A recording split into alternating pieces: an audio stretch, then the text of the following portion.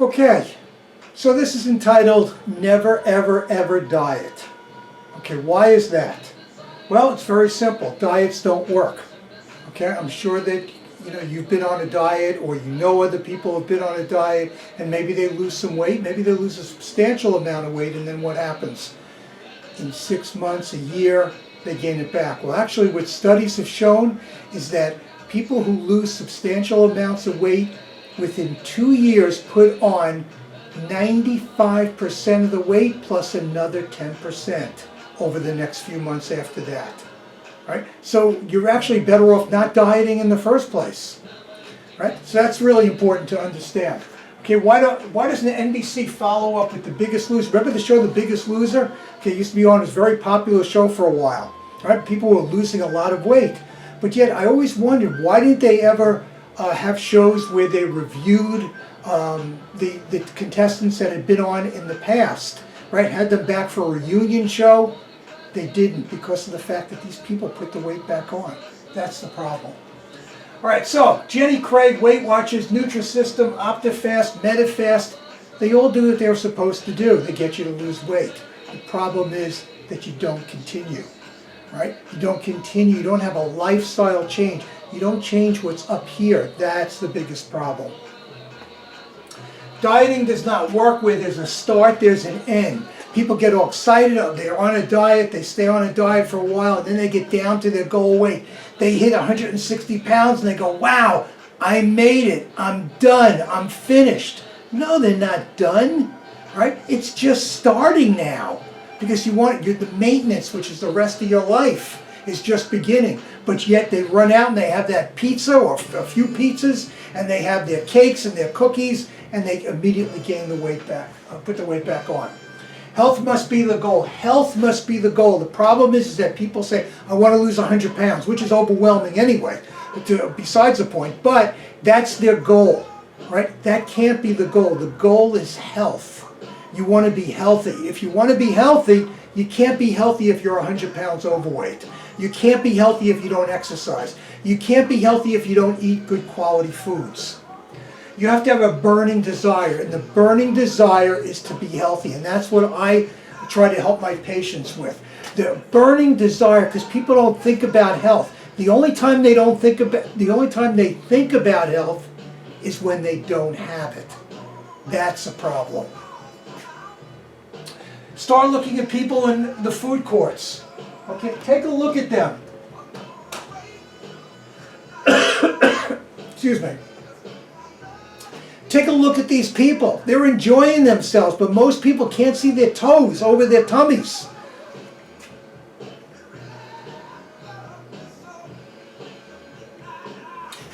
Attitude about eating must change. Okay, and we'll get into that. Weight loss is not a goal, it is part of the journey. Live to eat. Do we live to eat, or do we eat to live? Think about that. We'll get back to it. Over the past 30 years, hypertension rates skyrocketed, cancer rates skyrocketed, diabetes skyrocketed, childhood obesity. 33% of all children are obese. It's terrible. 30% of adults are obese. And there's predictions now by the year 2050 that 60%, two-thirds, 66%, two-thirds of all adults will be obese. Number of fast food restaurants have more than doubled, 131 billion years in the last 30 years. 31% of all children overweight. 33% have at least one fast food meal every single day. That's not good in terms of weight gain and also just in terms of proper nutrition. Do you think there might be a correlation? Of course. Okay, you have to change your attitude. Take cholesterol-lowering drugs and eat what you want. That's what a lot of people have. Oh, I take my Lipitor. I can eat what I want to eat. I take my Pepsid AC, so therefore I don't have heartburn. You're covering it up. Basically, that's what this is doing. Now, I'm not saying if your cholesterol, which should be under 200, is 300 or 400, that you shouldn't be on medication. However, at the same time, you should be doing the things necessary in order to lower your cholesterol naturally so that you can get off of the medication. And we'll get into the medication as well because of the fact that they also cause headaches, difficulty sleeping, flushing the skin, muscle aches, tenderness in the muscles, drowsiness, dizziness, nausea, abdominal cramping, bloating, diarrhea, constipation, rash. All of these are symptoms of Lipitor and other statin drugs that lower cholesterols. They also can cause your CPK enzyme levels to increase, creatine phosphokinase. Okay, and they will increase only when there's muscle damage. Yes, because statins cause muscle damage.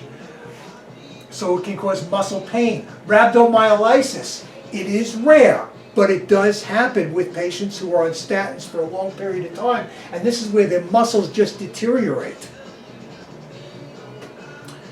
So how to change your attitude? You must change your neuroassociations in order to change the behavior. Change the neuroassociations. What does neuro mean? Nervous system, nerves, the way the brain works, the way you think. All right? And then there's an associative pattern that is set up in the brain with certain things, and we'll get into that. Okay, you have dozens of neuroassociations in life. When you look at a picture of your workplace, you instantly either feel good or feel bad, depending on whether you like your job or not. You look at your boss, you picture your boss, you either feel good or you feel bad, right? I'm afraid to ask my staff what they think when they see me walk in or they see a picture of me.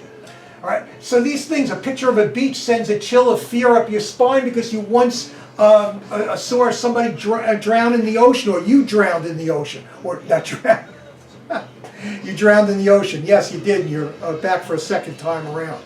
No, you almost drowned in the ocean, and therefore you had a bad experience. So just the thought of beaches make you sick. Okay, these are neuroassociations. Put your right hand in your pocket and say an ounce of action is more powerful than a megaton of fear. Okay, and you keep saying that every single day, multiple times a day, then you know what happens every time you put your right hand in your back pocket? That's what you're going to think about. That's a neuroassociative pattern that it was just established. There's a pain versus pleasure principle. Pain versus pleasure. What the body, what the human mind wants to do is it wants to avoid pain and gain pleasure. Avoid pain, gain pleasure. Avoid pain, gain pleasure. Okay, it sounds very easy. Okay, it's not. So what we have to do is we have to take advantage of that fact that we want to avoid pain. And the feeling of avoiding pain is much stronger than pleasure. Think about that. The feeling of avoiding pain. You want to avoid pain, and that's much greater. You're more motivated to avoid pain than you are to gain pleasure. Okay, because we don't like pain. So therefore, if we understand that principle, then we could use it to our advantage as far as food is concerned. Make your favorite foods painful to eat. Change the neuroassociation. And the good foods then become more pleasurable. Hot dogs and cold cuts. I was brought up in a Jewish family in Queens, New York. New York, did I just say New York? New York.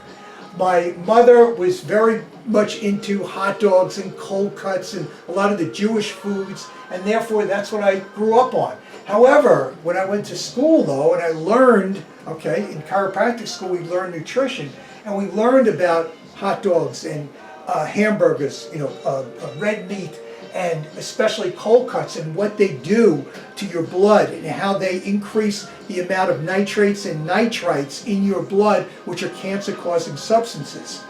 So therefore, it started getting me sick every time I ate a hot dog because I pictured what it did. I also pictured the fats clogging up my arteries, right? And what that does is it leads to plaque in the arteries, okay? And then pieces can break off, become emboli, travel throughout the body, and cause a heart attack, a stroke, pulmonary embolism. Okay, so arteries become narrowed and blood flow decreases in athero or arteriosclerosis. Okay, so these are things that you can take advantage by understanding this fact that you can make these foods less favorable to eat. Okay, as far as your thoughts are concerned. So therefore, if you could just if you could just lower it on your scale of your 10 pleasure scale. So if you said, gee, I love Oreos or I love hot dogs, and it's a 10 out of 10, if you could lower that to a 5, then therefore you're less likely to eat it. And that's the way you do it, by picturing what it does to your body and how it affects your health, how it negatively affects your health. And of course we had said that the number one goal should be health. Would you like your arteries clogged here or to go? Cute. All right, now here's a blood vessel that was cut in half. So what we're seeing is a cross-sectional view. Here is the size of the hole in the blood vessel called the lumen. But here is the actual size because of all the plaque that formed inside the arteries. All right, again, this is an inflammatory reaction. So you start getting the fat building up, excuse me. You get platelets and fibrin that get caught in the fats, and therefore it causes an inflammatory reaction. It blocks the artery, and that's what causes a heart attack. So, importance of C-reactive protein. C-reactive protein is a marker in your blood that we can test for in blood tests.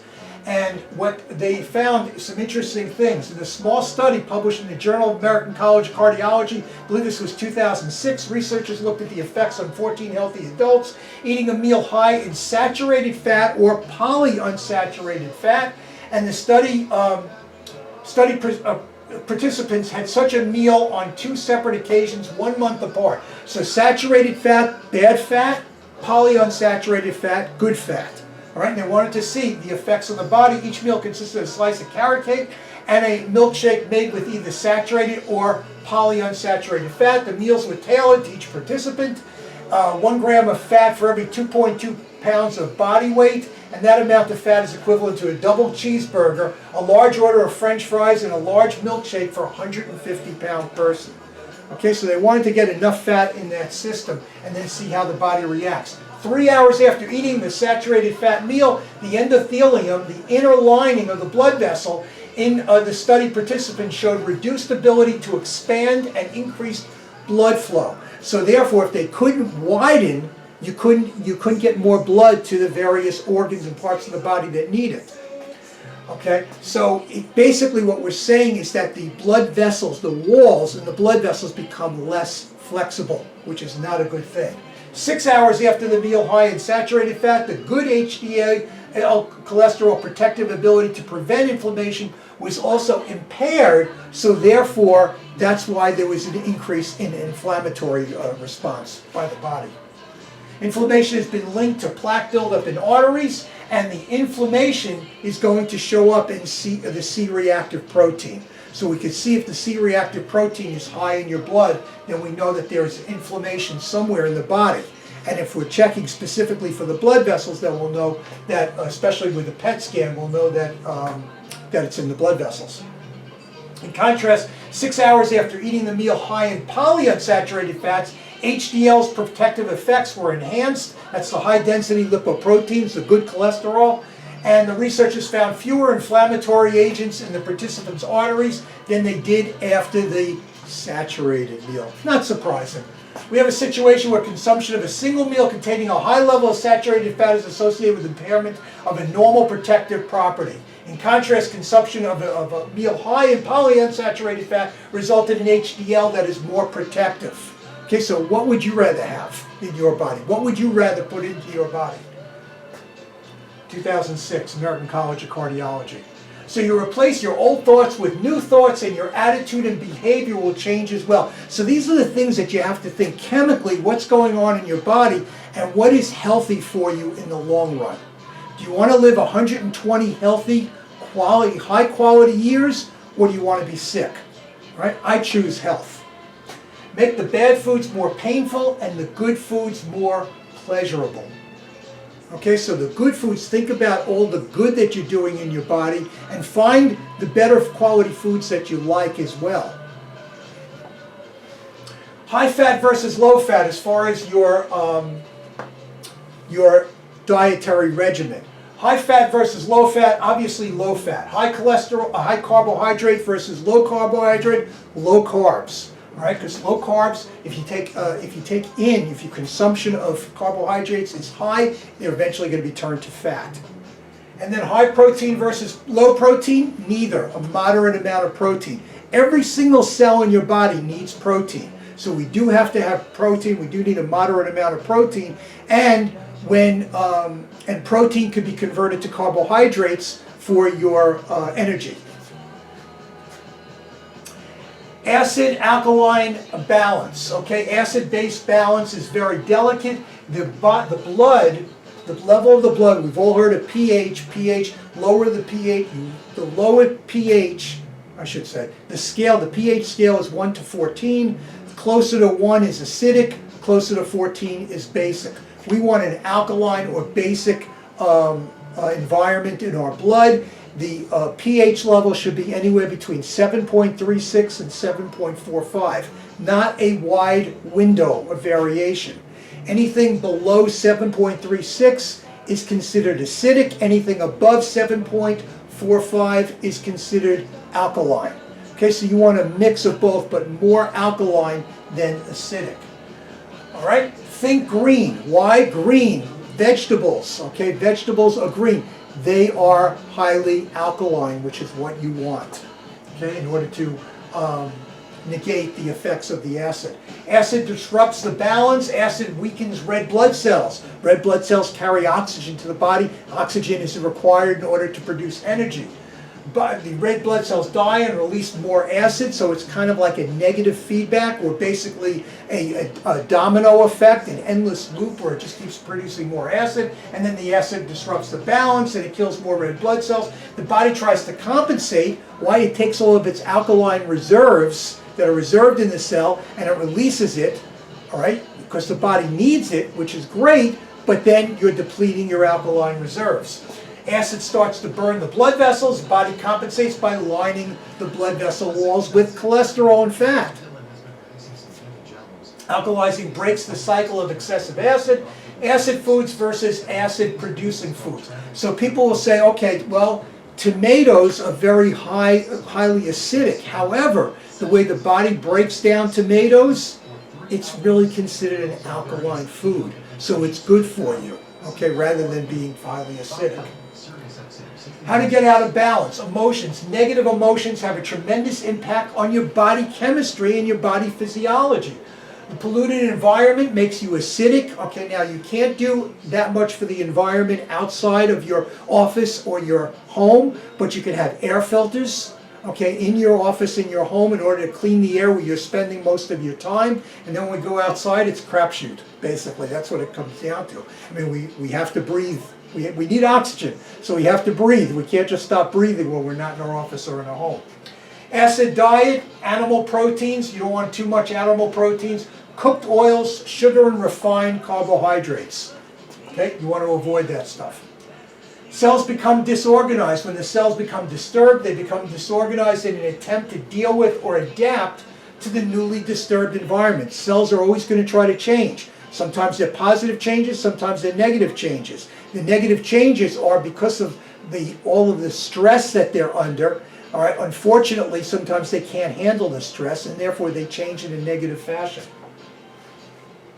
As cells attempt to adapt, the environment is compromised. The cells then give off more acid, and the new environment becomes a breeding ground for bacteria, fungus, mold, viruses, and yeast. The environment becomes polluted. The bacteria, yeast, viruses, fungus feed on your energy stores and excrete more acid, causing an even more acidic environment. So the bottom line from this is just understand, we can have an acid environment in our bodies, or we can have more of a basic one. We want more of a basic, an alkaline environment in our body rather than acidic. That's the bottom line.